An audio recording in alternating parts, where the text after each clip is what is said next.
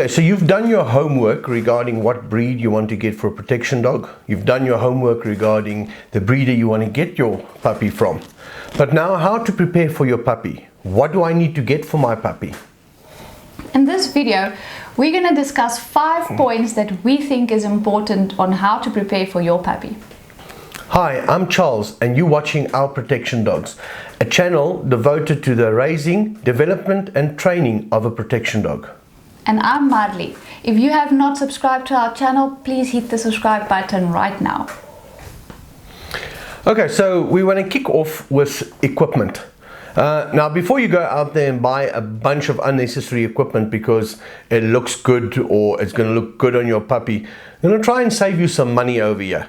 So we're going to start off by what is the most important things that you're going to need at this stage for your puppy.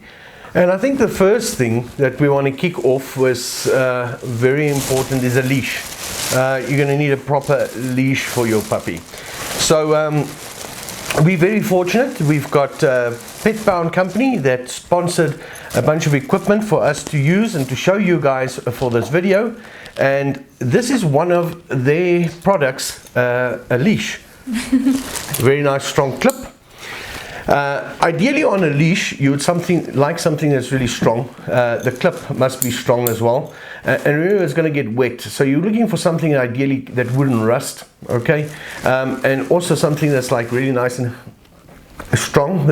It can't be bitten through, but and also not something that's too long. Anything from 1.8 to 2 meters is perfect for your pup. And then a collar. This is maybe one of the cutest collars I've ever seen. It's even got the little buckle. It's really cute. It's a war dog collar, war dog tactical collar. Fantastic. Like the broadness of it. So look for a collar that's nice and broad. You don't want a little flimsy collar. This is really something nice. Obviously, your collars are going to change as the dog grows bigger, but you always want to look for something that is with width over here. You don't want something that's too thin that's going to pull into the dog's neck, but this is really cute. It's very strong and it's easy to use. Really well made by War Dog Tactical Pet Bound company. Right, okay. Put the sweaty, shiny head of mine away. Right. A harness. Another very cute piece of equipment. So, interesting thing about this harness, it's called a IDC Pow Air. Over there, Pow Air. A brand new harness by Julius K9. So I think we're fortunate by one of the first to actually show you this. They will have it as later on this year. They're going to actually release this, but it's a very nice lightweight little harness. Obviously this is a small, so it's going to come into medium and large sizes as well. What really makes it unique is you can wet this material. So in our hot climates, this can work really nice to keep the dog cool. But I really think this is really cute and well made by Julius K9. And another piece of equipment is your muzzle. So we like to start early with the muzzle work. It doesn't matter if you're going to do sport or personal protection. If you want to go to the vet or anything, you can always use a muzzle. For sport training there in PSA, we have in our PSA 1 where your dog has to do the healing in the muzzle, and we also have muzzle attacks later. So we start them young. What we like about this muzzle is that it's open and it's got the holes in here, so you can actually give the treat through this. So this is very nice to teach your dog, start the dog off with. Obviously this is not to do protection work in, this is just to teach the dog to wear the muzzle. Yeah, this is not an agitation muzzle whatsoever, but like Marley says, this is something that you'd really like to start off with. With my black shirt you can't see it, but there you can see it.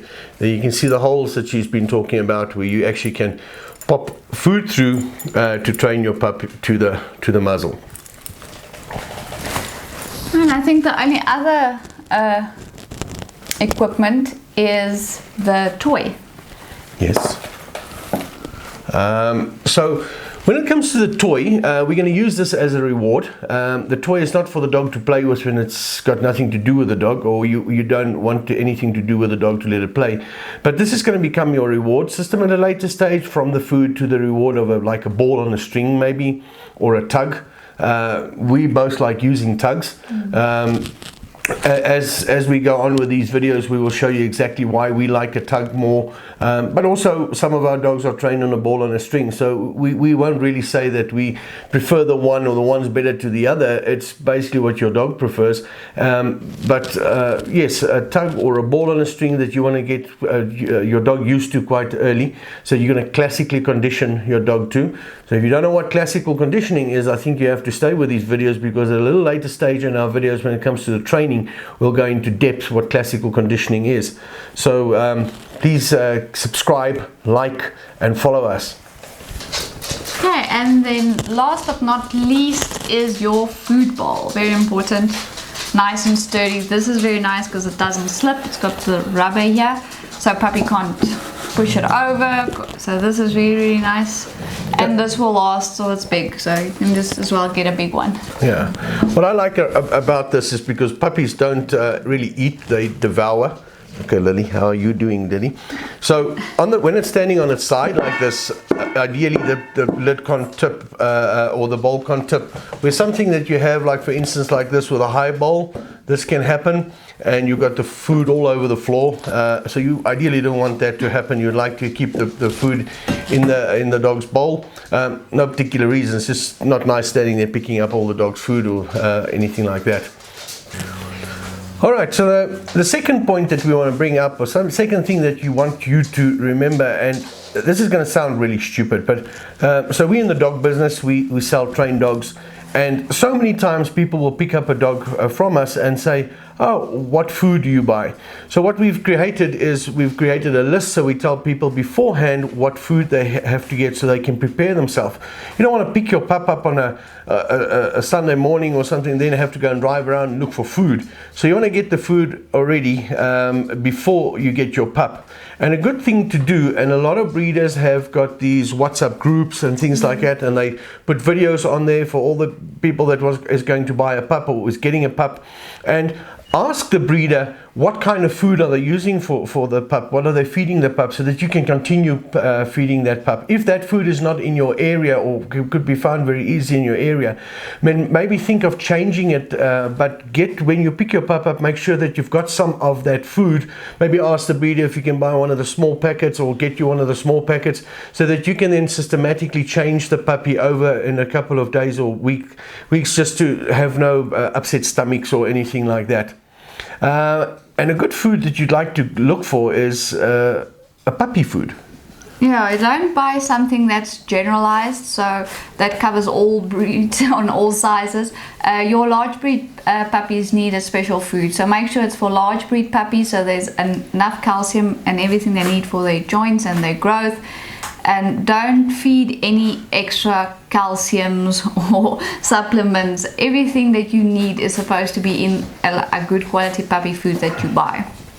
I think if you saw the video that we did with Dr. Leanne, where we had the interview with her and talking about nutrition, she said that you need to look at something the best that you can afford, and look for something specific, like Marley said, something that is for large breed puppies. And remember guys, you're going to want to feed your pup, especially a Malinois or a Dutch Shepherd, at least to a minimum of 18 months puppy food.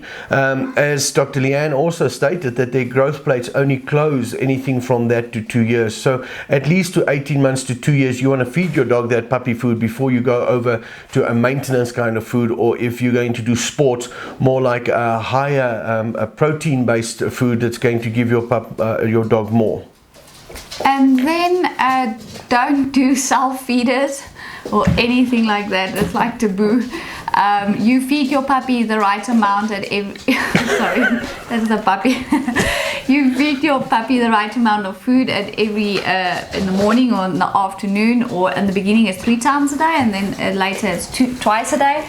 So you only give it enough than what it needs. Don't let them overfeed, because they can get bloat, they can get obese, and it's really, really bad for their joints and their health. So, and the other thing is, you're going to work that puppy for that food every time. So you want to have control over the food and when you feed your puppy. Yeah, as a very good trainer said that we know, and who's one of our mentors, says that if there's 40 kibbles in the bowl, it's 40 opportunities for a sit or a down. So you're going to take advantage of the situation of feeding time for training time, especially when you have your puppy and in the imprinting phase. Point number 3 is vaccinations. So your puppy is supposed to have a 6 weeks vaccination with the breeder, because you're buying your puppy from a good breeder, which you've researched.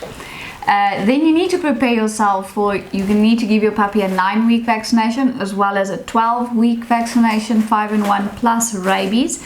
And then usually it depends on the vet, a month after like that, another rabies.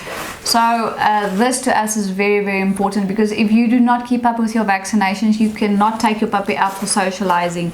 And don't skip in a way, like don't let too much time pass between those shots. Go and do it in that week that it's supposed to be done, so that you can get your puppy out and socialize it as soon as possible. Don't forget that deworming. Deworming is very important. And yet again, with good breeders, that WhatsApp groups and everything like that. I mean, we're on a WhatsApp group waiting for Billy Bones, and regularly we're getting little video clips of them feeding, of them playing, of them biting a shoe, of them running over a piece of material that makes a lot of noise, and all these kind of things. So the vet, the breeder will keep in touch with you and state to you what's happening and when's what's happening, and you're going to have a vaccination card with your pup that's going to put everything over there, so you know exactly when is the next date of vaccination. And this is very important, guys. It's really, this is really important. And if you want to know more about vaccinations, check out our previous video with Dr. Leanne, where she has discussed everything in detail about vaccinations. I found it very interesting, and we will also be, when she's coming out to us again to check our puppies, she's going to do the little exam on them and everything. Yes. So we'll video that for you guys, so you can see what she checks for, because that's another thing is the dog is not only going for vaccinations, it's also going for a health check, because your vet is supposed to check your puppy physically, all the stuff they need to do. So it's important to go to take your dog for those vaccinations, and don't make the mistake of thinking you're going to save money and vaccinate the dog yourself, because that really is useless, because no good training school or training club or anything will accept those vaccinations if it is not done by a vet. Also, you can't travel if you need to travel overseas if the vaccinations has not been done by a vet. It is not that expensive. It's much more expensive to treat your dog for an illness like parvo if you can save it. So rather spend a few bucks to like get your puppy vaccinated, stay up to date with that. That's very, very important. Yeah, if you a lot of people say, oh, I love my dog.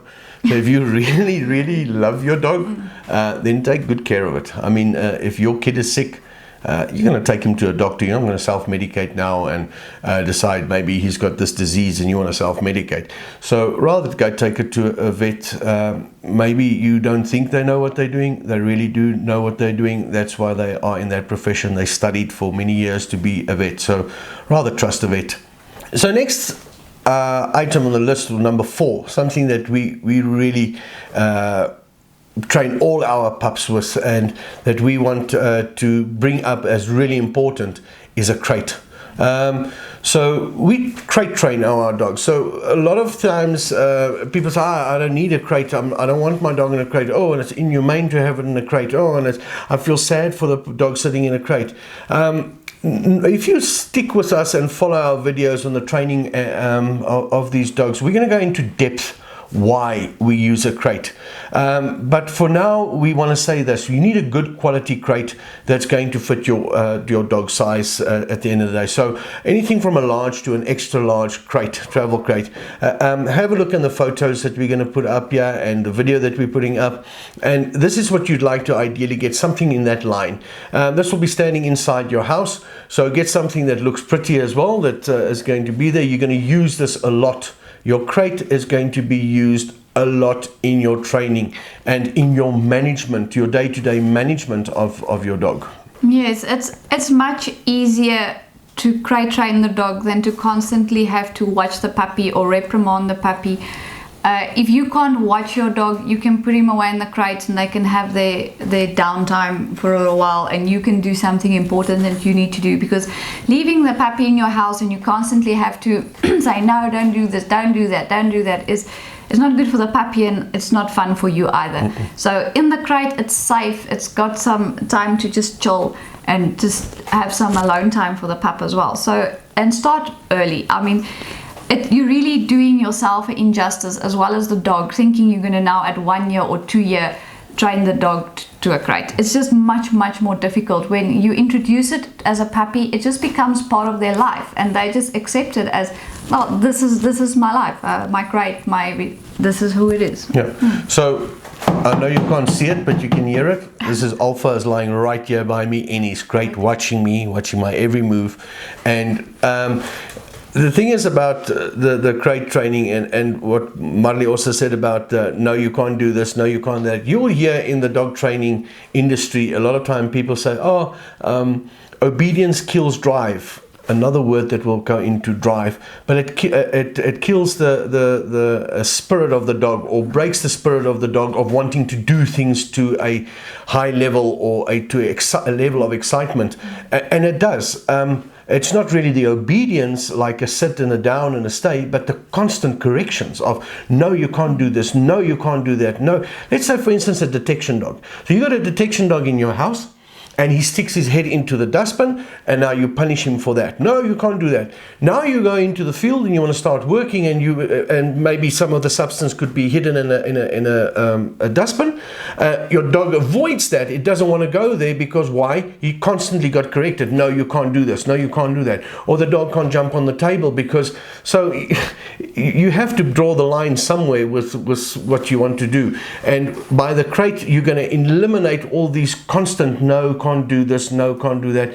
It's management. We're going to go into depths with management and how to get the management plan for your dog. And the other thing that people tend to forget, especially if you go into a training school, is where you're going to leave your dog while the other people are training. You know, you just leave it in your car, it's going to rip your seats, bark at everybody. That is very stressful for you, not for the dog, but for you. So if you crate train your dog, you take your crate with to training, the dog is safely in the crate. When you need to train, take it out, and everything goes smoothly. Yes, ideally, you're not going to always train at the same place. You want to move around so the dog can get used to different places, and maybe you're going to train in a park. You pop the crate out, put it under a tree where it's nice and shady, and there you go. Your dog is quite comfortable sitting in his crate, where it has to sit in maybe in a hot car or closed in the car, and it's up and down. So for management, guys, trust me, a crate is fantastic when it comes to management. Point number 5. We decided to call point number 5, put your shoes away. I think this is more what we're trying to say is the mental preparation for you for getting the puppy. It's like having a toddler in your house. You know, if you don't want the puppy to eat your expensive Adidas shoes, put it in the cupboard. Don't leave it around. So you have to punish the dog for picking stuff up, because later you want to do a retrieve and you want some motivation. And if you're constantly correcting the dog for picking up your kids' toys and everything, you know, it's very difficult and very unfair towards the dog. So if there's stuff lying around, the dog should be able to play with it. Otherwise, put it away, you know. Yeah. You're going to have to mentally prepare yourself to have a plan together. Obviously, this management plan is not going to be like, it's going to change as the dog gets older and as you progress with your training and stuff like that. It's going to change. Obviously, now for my big dogs, when there's a shoe lying over there, they ignore it. They're not interested in it. There's other things outside that there is much more interesting. But for a puppy, anything is going to be interested, and it smells like you. Oh my goodness. And the pup couldn't give a shit if it's a 2,000 Rand pair of shoes or anything like that. It's going to chew it, trust me. And I think it's very unfair for you now to go and punish that dog, and because you know what, if that shoes are so important to you, put it in your cupboard. All right. And also lots of other things is like things hanging off the table. So if you're used to tablecloths and stuff like that, in our house there's nothing on the tables, there's no tablecloth, there's no no ornaments standing around and stuff like that. But I mean, it also came from having a child in the house, a toddler, but he grew up now, but we stuck with that because we've also got puppies in the house, and boy, a hanging tablecloth going to and fro like that, they're going to grab that and pull that right off, and whatever is on top of that's going to come with it. So you remember that, please. Think of all these things that can go wrong. We take our training very seriously, and we would also like to bring this through to you, that you're going to train something with a little mind. It's awesome. The ability that these dogs have, and the ability of learning is so great, and it's so man, it amazes you every time you see something, and you really want to take the fullest out of that pup. So we want to try and help you so that we can have a sports car and we can drive it as fast as we want to, safely on a safe road. That's what we want to try and achieve here with your pup. So make sure that you're ready for your puppy, in the sense that you have a little management plan of what's going to happen, so that you make it safe for your pup, make it safe for you, and easy for you and for your pup. And then at the same point, I think, is have your training style or your plan, what you're going to train your pup for, ready. Is it going to be a sports dog? Is it going to be a personal protection dog? Don't jump from one to the other and the poor puppy doesn't know. So get a trainer or training methods that you like, stick to it, and prepare, because puppy is on his way. So the reason for us doing this video is the excitement of our puppy Billy Bones, who's arriving the end of September, male Malinois. And we thought that we wanted to share with you stuff that we are getting ready for our puppy for. And I hope you found this interesting. Maybe it's not as much things as that you expected us to get, but this is the basics and the most essential things that you're going to need for your puppy at this stage. So guys, please let us know regarding your puppy that you're getting. Maybe send some photos. Can I send photos in on the? I don't know. Okay, well, if you can't send photos, tell us what toys that you want to get your puppy, and why you want to get those toys for your puppy. We always find the toy thing very interesting, so let us know what you want to get for your puppy. And yet again, please like and subscribe to this channel. Are we saying bye? Okay.